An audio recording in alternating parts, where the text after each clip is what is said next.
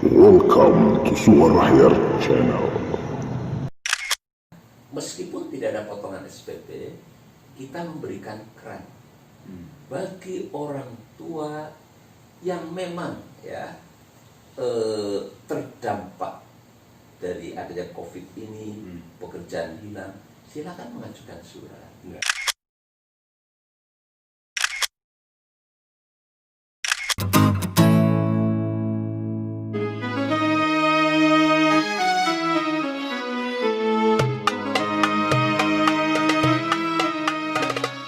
Bagaimana mengelola mereka?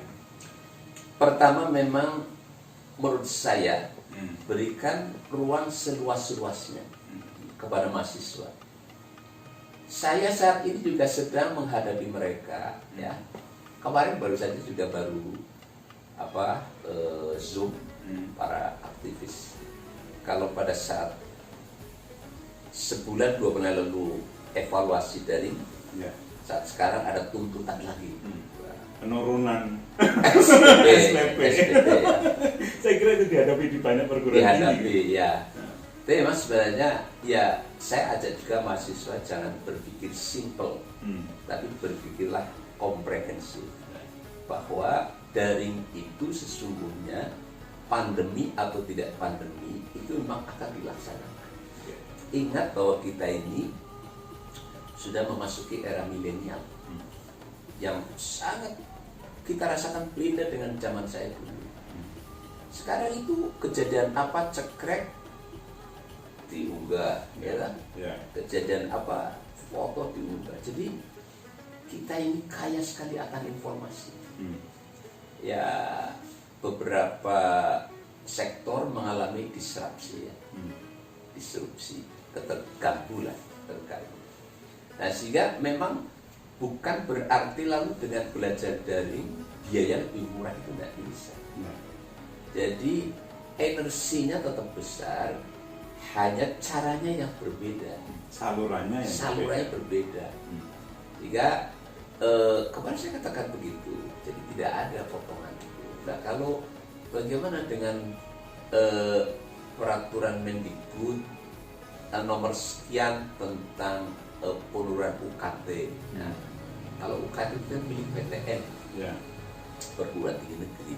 Kalau perguruan tinggi negeri itu sumber dananya ada APBN, ada PNBP, penerimaan negara bukan pajak itu ya SPP, UKT lah ya, dari orang tua.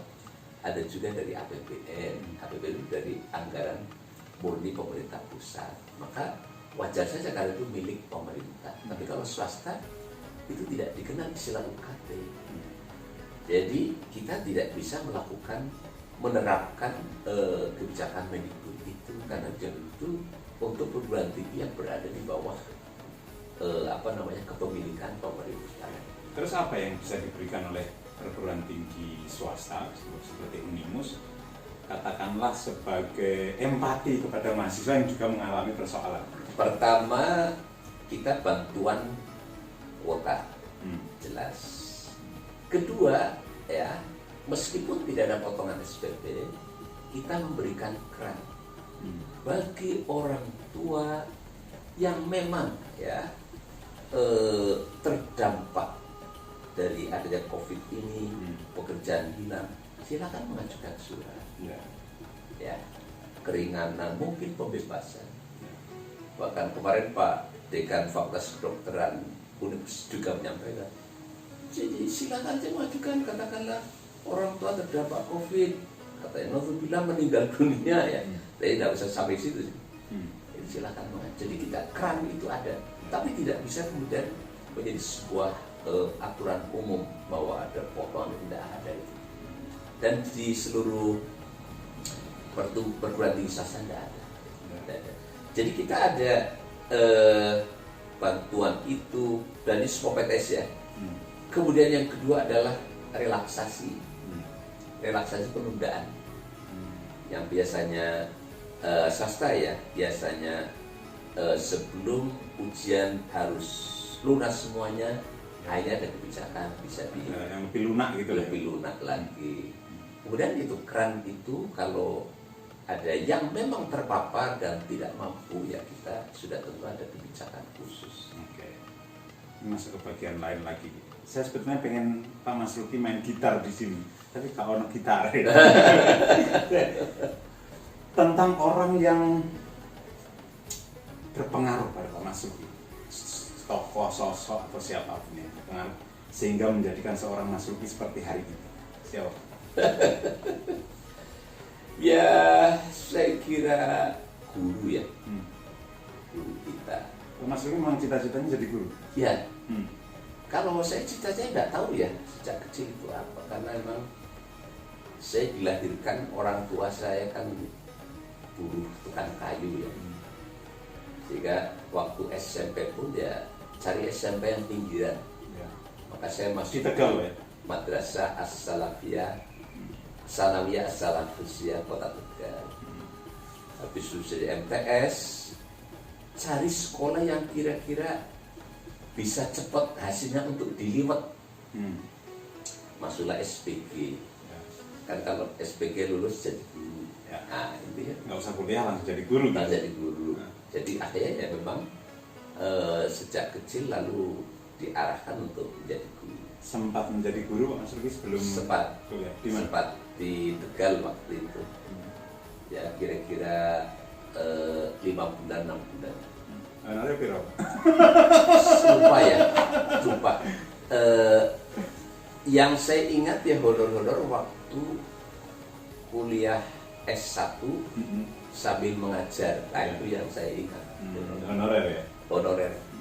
Dan waktu di Bandung ya, saya S1-nya di Bandung. Jadi saya akhirnya bisa sambil ngajar, mencukupi. Bahkan bisa ngirim untuk adik-adik yang sekolah gitu. Gitu. Kemudian tidak bisa jadi guru karena menjadi dosen gitu. Nah, setelah lulus ya memang ya itulah ya, memang manusia itu ada selalu ingin peningkatannya. Tadinya guru kok udah puas, akhirnya ingin jadi dosen, coba gurunya guru gitu. Maka lalu saya mendaftar menjadi dosen dulu di IKIP Muhammadiyah Purwokerto 1 tahun. Kemudian diterima di IKIP Semarang waktu itu. Ya. Kemudian sampai jenjang karir tertinggi di Universitas Negeri Semarang sebagai PR3 tadi, membantu rektor bidang kemahasiswaan. Iya. Di Unimus, Universitas Muhammadiyah. Pak Mas Luki ini saya kenal juga sebagai tokoh Muhammadiyah. Sekarang masih di Majelis Pendidikan? Sekarang saya di Pleno Pimpinan Wilayah Muhammadiyah. Pleno Pimpinan Wilayah Muhammadiyah? Iya. Calon ketua umum lah kira-kira. Oh. Tidak harus lah ya. Tokoh Muhammadiyah siapa yang paling keren menurut Pak Mas Luki? Ya saya rasa Muhammadiyah itu memang selain nama jalan. Ya, saya lihat egalitarianisme para tokoh ya. Jadi di Muhammadiyah biasa berbeda, coraknya berbeda, pemikirannya berbeda. Tapi warga Muhammadiyah saling memaklumi. Saya kira kalau sekarang katakanlah antara Prof. Amin Rais dengan Prof. Syafi'i Ma'arif, kayak beda gitu. Jauh beda. Tapi kita tetap bersatu. Jadi saya kira semuanya saya kagumi ya. Tapi yang saya memang paling berkesan ini ya Prof. Din Samsudin. Ya. Kenapa Prof. Din? Beliau ini sosok tokoh yang sangat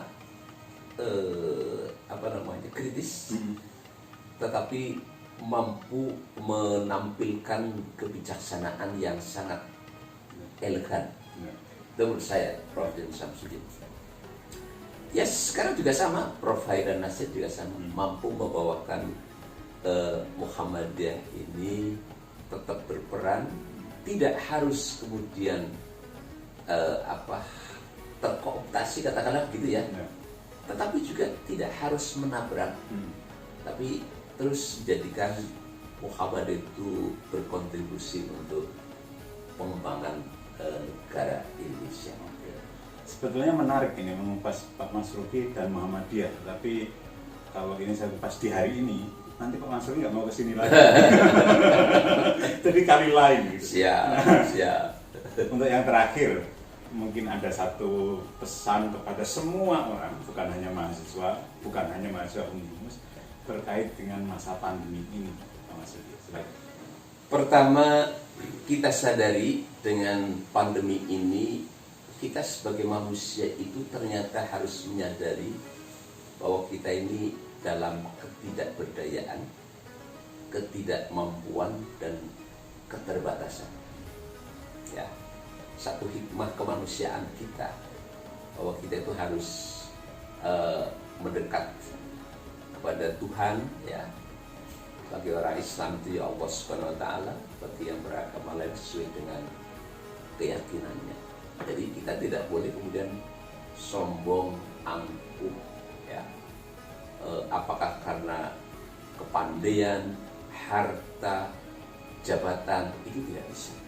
Ya, kita harus istilah-istilah itu tawadhu di hadapan Allah Subhanahu wa taala. Sehingga posisi apapun sekarang kita, mari itu merupakan bagian dari amanah dari Allah, dari Tuhan Yang Maha Kuasa untuk melaksanakan peran kehidupan. Lalu yang kedua, kita tidak boleh abai, tetapi tidak boleh lebay. Ya, tidak boleh abai artinya menyepelekan COVID-19. Ya, saya tidak setuju kalau ada kiai yang ceramah takutlah kepada Allah, tidak usah takut kepada corona. Saya tidak setuju. Karena corona ini sendiri merupakan sunnatullah, kekuasaan Allah. Jadi kita harus cermat berhadapan dengan corona, sehingga protokol pemerintah tentang pencegahan COVID-19 harus kita pegang secara taat. Itu jangan abai. Lalu jangan lebih itu jangan kemudian kita ini menjadi tidak produktif. Kita tetap beraktivitas, ya. Kayak Mas Akhyar ini luar biasa, ya. Justru inspirasi itu muncul di tengah pandemi, ya. Kemudian juga olahraga, ya. Kemudian bekerja. Yang penting adalah bagaimana protokol kesehatan itu tetap kita taati secara ketat dalam aktivitas kehidupan. Saya kira demikian. Terima kasih Prof. Mas Ruki bersedia hadir di ruang tamu, membuat ruang tamu saya lebih berkelas gitu. Tapi kapan-kapan nanti kita perlu ngobrol lagi. Insya Allah. Di kesempatan lain dengan tema yang lain.